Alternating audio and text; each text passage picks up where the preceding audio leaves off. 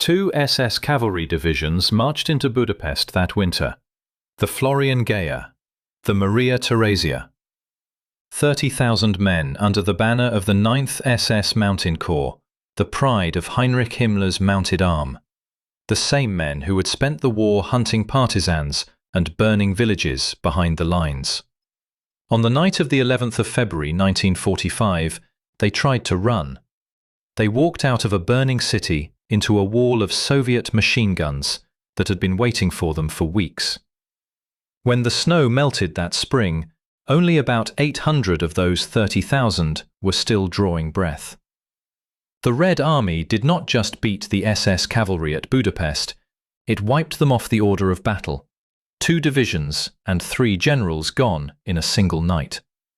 To understand how an entire corps of Hitler's elite ended up dead in the gutters of a Hungarian capital, you have to go back to the autumn before, when the trap was still open and the men who would die in it still believed someone was coming to save them. By the autumn of 1944, the Eastern Front was pulling back toward the German heartland like a wave drawing in before it breaks. Marshal Rodion Malinovsky's Second Ukrainian Front had smashed across Romania and into Hungary. To the south, Marshal Fyodor Tolbukhin's Third Ukrainian Front had crossed the Danube and was grinding north through the plains. Between those 2 fronts sat Budapest, the last great city guarding the road to Vienna and the southern doorway into the Reich itself. Hungary was already coming apart from the inside. Its leader, Admiral Horthy, had tried to jump out of the war and make a separate peace with the Soviets in the October of 1944. The Germans answered in hours. They seized him, threw out his government, and put the fascist Arrow Cross in power. A puppet regime that would keep Hungarian soldiers fighting and dying for Berlin long after any sane man could see the end. That is the bitter context for the Hungarian troops trapped in Budapest.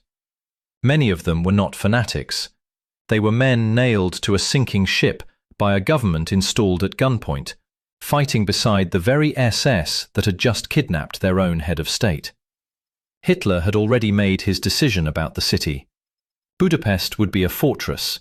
It would be held to the last man, the last bullet, and the last brick. Nobody would leave. The men ordered to hold it were a strange and doomed mixture. There were the 2 SS cavalry divisions, the Florian Geyer and the younger Maria Theresia, the second built around veterans of the first. There was the Feldherrnhalle Panzer Grenadier Division, an army formation, not SS. There were tens of thousands of Hungarian soldiers under General Ivan Hindi. And in overall command sat SS General Karl Pfeffer Wildenbruch, a policeman in a general's uniform. A man who would obey Berlin long past the point where obedience curdled into mass murder of his own troops. Nearly 33,000 German soldiers, nearly 37,000 Hungarians, and packed in around them, with no road out, more than 800,000 civilians. On the 26th of December 1944, the jaws closed. The 2nd and 3rd Ukrainian fronts linked hands west of the city, and Budapest was sealed shut. Inside the ring stood the Soviet 53rd Army, the 7th Guards Army, the 46th Army, and the Romanian 7th Army Corps. The Romanians now turning their guns on the Germans they had served only months before. The Red Army had its fortress surrounded. Now it would take the place apart, street by street, in the dead of a Hungarian winter. How do you crack a city of nearly 1 million people, defended by men who have been told they may not surrender? Slowly, and at a terrible price.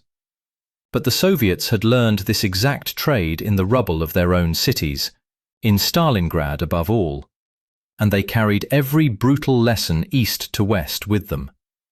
They knew how to fight in cellars and stairwells. They knew how to clear a building room by room and how to turn a boulevard into a shooting gallery. They were about to teach all of it to the SS. The Germans, of course, were promised rescue, and not a token effort either. Hitler ordered a relief operation, and he threw real weight behind it.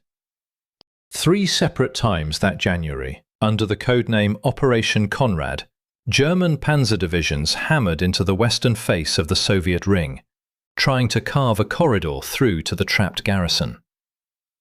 The first thrust came down from the northwest and made early ground before Soviet defences stiffened and stopped it cold. A second attempt followed. Then came the third and largest, a heavy armoured punch driven by the 4th SS Panzer Corps, grinding through the hills and lake country southwest of the city. That third attempt got close, frighteningly close. German tanks clawed forward until they stood within roughly 15 miles of Budapest, close enough that the trapped men could almost let themselves hope. And then it stalled. And then it broke. Because Tolbukhin's Third Ukrainian Front did the quiet, decisive work of the entire campaign. It held the door shut. Every panzer spearhead of Operation Konrad slammed into Soviet anti-tank guns and dug in riflemen who simply would not give way. The relief was not merely stopped, it was bled white and shoved back into the snow. And here the whole tragedy turns on one man's stubbornness, sitting hundreds of miles away. While that third relief drive was near, for a window of just a few days, the garrison might still have broken out west to meet the panzers while they were within reach. The officers inside the city understood this. They begged for permission to try. Pfeffer Wildenbruch put the question to Berlin.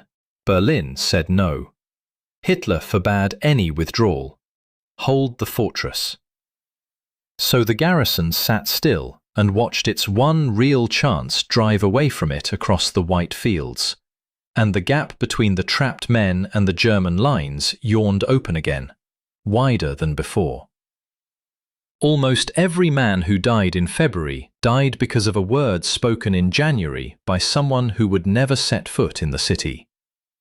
While the Germans waited for orders that never came, the siege ground on. And it ground only one direction. The Soviets took the city's airfields, and with them died the last thin lifeline of supply flown in by air. Ammunition that could not be replaced was spent. Food that could not be replaced was eaten. The defenders began killing their own horses for meat. The same horses that had once made the SS Cavalry what it was. By the middle of January, the eastern half of the city, the flat district of Pest on the far bank, had become untenable. The Germans pulled back across the Danube into the hills of Buda, and as they went, they blew the great bridges over the river behind them, dropping those famous spans into the icy water to slow the Soviet advance. The pocket was now just the western hills, and it was shrinking by the day. Inside that shrinking pocket, the SS Cavalry rotted. These were not the proud horsemen of the recruiting posters anymore. By February, the Florian Geyer and the Maria Theresia had no mounts worth the name, and no open ground to use them. They fought on foot, as ragged infantry, in the cellars and shattered stairwells of a dying capital. The cavalry identity that gave them their swagger was a memory pinned to a collar tab. What remained was hunger, frostbite, dwindling bullets, and the slow arithmetic of a siege that only ever subtracts. The wounded piled into the tunnels and cave hospitals carved under the castle district, because there was nowhere else on earth to put them. And there they lay in the dark while the artillery walked back and forth across the rock above their heads. By the second week of February, the German position had collapsed into a few square miles of broken stone around Castle Hill. Soviet assault groups pressed in from 3 directions at once, clearing the last streets house by house. And then the Red Army stormed Gellert Hill, the high ground that looks down over the whole Buda riverside, and the final illusion died with the men defending it. From that summit, Soviet gunners could see everything inside the pocket. There was no longer any corner to hide a gun or a soldier. The siege was over in every way that counted. The only question left was the manner of dying. That is when Pfeffer Wildenbruch at last made the decision he should have been allowed to make weeks earlier. If Berlin would not authorize a retreat, he would order a breakout on his own authority and answer for it later, if there was a later. He would lead what remained of the garrison out of the city on foot by night, straight through the Soviet lines, and run for the wooded hills 12 to 15 miles to the northwest, where the nearest German positions waited. He even folded in the Hungarian general Hindi, a man he had little use for on this final gamble. Roughly 28,000 men would go, German and Hungarian, SS and army, the walking and the barely walking, with thousands of civilians tangled in among them. The plan was almost insultingly simple. Move at night, move fast, hit the Soviet line in 3 waves, and pray the dark would swallow them. It would not. Here is the thing about a breakout that the textbooks do not print in bold. It only works if the enemy does not know it is coming. And the Soviets knew. Of course they knew. They had watched this pocket shrink for 7 weeks. They understood exactly where a trapped army would have to run, because there was only one practical way out of the Buda Hills that led toward German lines. They had read the ground better than the men standing on it. So, while the Germans massed in the rubble and screwed up their courage for the dash, Soviet infantry settled into prepared firing positions all along the escape routes, machine guns laid on fixed lines, mortars and artillery already ranged on the open squares the columns would have to cross. The Red Army did not need to go looking for the SS cavalry. It only had to wait for the cavalry to walk into the sights. On the night of the 11th of February, a thick fog rolled in off the Danube and settled over the hills. The Germans took it as a gift from heaven, the cover they had prayed for. Around 8 in the evening, the columns began to move, pouring up out of the cramped alleys below the castle district and funneling toward the open ground beyond. Attila Street, the broad meadow they called the Vermezo, and above all, the great square the maps named Szell Kalman, the bottleneck through which the human flood had to squeeze to reach the road north. That square became a slaughter pen. The fog that was supposed to save them did nothing to a Soviet gunner who already knew the precise range to the cobblestones. As the first wave crowded into the open, the Red Army opened fire from every prepared position around the square at once. Machine guns swept the ground at knee height. Mortar bombs dropped into the packed mass of men. Soviet tanks rolled forward and fired point blank into a crowd that had nowhere to go but ahead, into still more guns. The leading ranks were torn apart where they stood. The men behind climbed over the bodies of the men in front and were cut down in their turn. For a few wild minutes, the sheer weight of the first wave and the confusion of the fog actually carried some of them clean through the line. Then the Soviets adjusted their fire, and the square filled with the dead, and the breakout became what it was always going to be. Not an escape, a massacre with a German accent. Think about that for a moment. An entire elite corps, the cream of the Waffen-SS mounted arm, reduced to a panicked mob being shot to pieces in a city square by an enemy who had simply done its homework and waited. Before we go any further, if you are still with me this deep into the story, take 1 second and subscribe. This channel lives on the battles the history books rush past. The Eastern Front fights where the Red Army broke the best the Reich could send, and the textbooks just write the word destroyed and turn the page. We put the detail back. Subscribe and let us walk out into the wooded hills, where the few who got through thought, for a handful of hours, that they had actually made it. Because some of them did get through that first night. The Soviet ring was deep, but it was not solid in every yard, and bands of men, a few hundred here, 1,000 there, slipped through the seams in the dark and the chaos and stumbled out into the open country northwest of the city. Somewhere between 5,000 and 10,000 people, soldiers tangled together with fleeing civilians, made it as far as the low wooded hills that pointed toward Vienna. For a moment, the worst seemed behind them. The machine guns of Szell Kalman were at their backs. Ahead lay forest and snow and the faint promise of German lines. It was a false dawn. The Red Army had not finished with them. It had simply traded the role of butcher for the role of hunter. Those hills were not safety.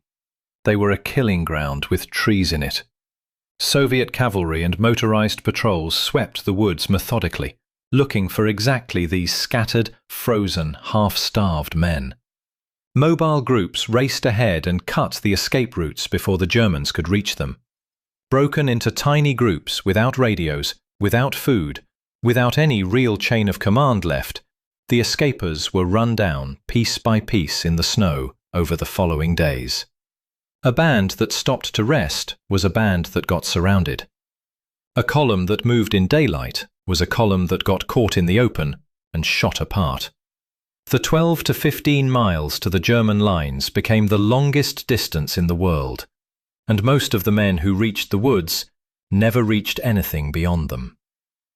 The Red Army turned the whole countryside into a net and drew it tighter every hour, and one by one, the men who had commanded this catastrophe went down with the soldiers they had led into it.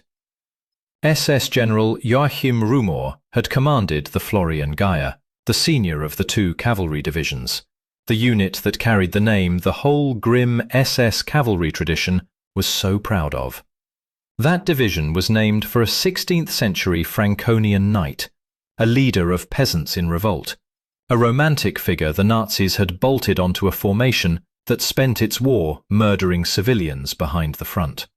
Rumor was badly wounded in the breakout, caught in the same storm of fire that took his men. With the Soviets closing in and no way out left, he took his own life on the 11th of February rather than be captured. The man and the division named for the dead knight ended on the same night. SS General August Zehender had commanded the Maria Theresia, the younger division, the one built from Florian Geyer cadre and Hungarian German recruits. He did not get the choice Rumor took. Zehender was killed outright in the breakout, struck down somewhere in the chaos, with his division dying around him. General Gerhard Schmidhuber, a German army commander who had fought in the pocket to the very end, was killed in the same desperate rush, cut down among the men he led. 3 generals in one night. Not one of them reached the German lines they were running toward. And the man who had ordered all of it? Karl Pfeffer Wildenbruch never came near the woods at all. His command group went underground, literally, dropping into the storm drains and sewer tunnels that ran beneath the castle district, hoping to crawl under the Soviet lines and surface somewhere clear. They surfaced about half a mile behind the Soviet front, climbing up out of a sewer main straight into the hands of waiting Red Army soldiers. The general who had held a city to the last brick because Berlin told him to, who had sentenced 30,000 of his own men to die in the streets and the snow, was taken filthy and exhausted, dragged out of a drain. Ivan Hindi, the Hungarian general pulled along on the gamble, was captured as well. He would be handed to a new Hungarian government and executed in 1946. 2 days later, on the 13th of February 1945, the last defenders still inside Budapest laid down their arms. The siege that had ground on for roughly 7 weeks was over. The Red Army had taken the fortress Hitler swore would never fall. Now comes the arithmetic, and it is the kind of number that should make you stop and read it twice. Of the roughly 28,000 men who streamed out of Castle Hill on the night of the breakout, only about 600 to 700 ever reached the German lines. Some careful counts put the figure at 785 out of 28,000. And of those few hundred who made it, only around 170 were Waffen-SS, and roughly a third of the whole surviving group came from the Feldherrnhalle Panzer Grenadier Division, the army unit that walked away with the largest survivor share of anyone. The SS cavalry themselves, the Florian Geyer and the Maria Theresia, the formations meant to be the hardest core of the entire defence, very nearly ceased to exist as living units. Now pull back to the whole corps, and the picture turns even darker.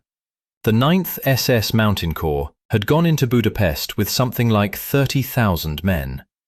When the killing stopped, only about 800 of them were still alive and free. Do that math in your head. Roughly 97 out of every 100 men in the corps were dead, wounded, captured, or simply gone, swallowed by the squares and the sewers and the hills. There are not many breakout attempts in the entire Second World War that ended this completely. People reach for Stalingrad when they want a word for an army destroyed in a city.